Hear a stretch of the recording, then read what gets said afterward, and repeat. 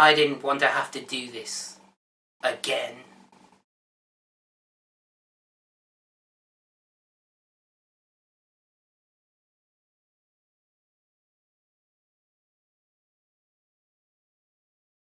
So then, Universal Soldier. How does a middling action franchise become such a loathed entry in what is otherwise such a shining series of games? And what does Universal Soldier have to do with Turrican anyway?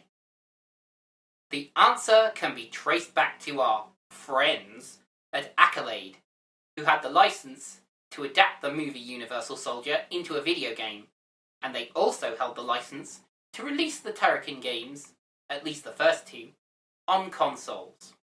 Thus was born a very bad idea. Specifically, rather than miss the boat developing their own Universal Soldier game, they would take Turrican 2 and adapt it.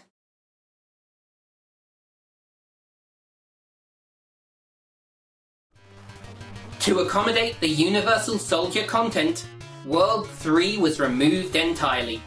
In its place, a new first level, which we are meant to believe is the jungles of Vietnam. A fortress level, meant to be the dam from the early scenes, and a hotel, where the Unisol forces seek to reclaim the hero. In defense of this adaptation, you can still see Turrican 2 underneath the changes. Sadly, this is half the problem. I'd have gladly sung the praises of a straight port alongside the others. Although there is one bright side, the better part of Hulsbeck's superlative score has been kept, translated to the OPN2 by J.D. Rogers and Paul Kenny, who have done a good job, making these tunes listenable and recognisable.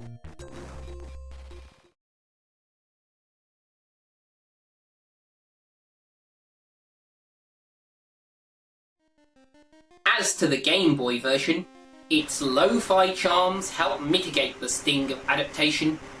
Concerning the movie-specific levels, Vietnam is akin to the scrapyard of Turrican 3, the Fortress Dam includes far too many pixel-perfect jumps for my liking, and the hotel has long, unbroken platforms.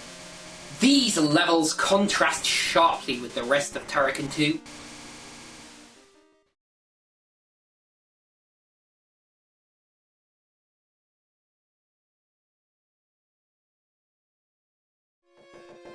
This version of Universal Soldier was never released, for reasons unknown. And this unfinished release only serves to show how far they had to go. The colours aren't exactly right, the music loops desynchronise, and even the front end lacks polish, though I expect most of these issues would have been cleared up if this version had been commercially released.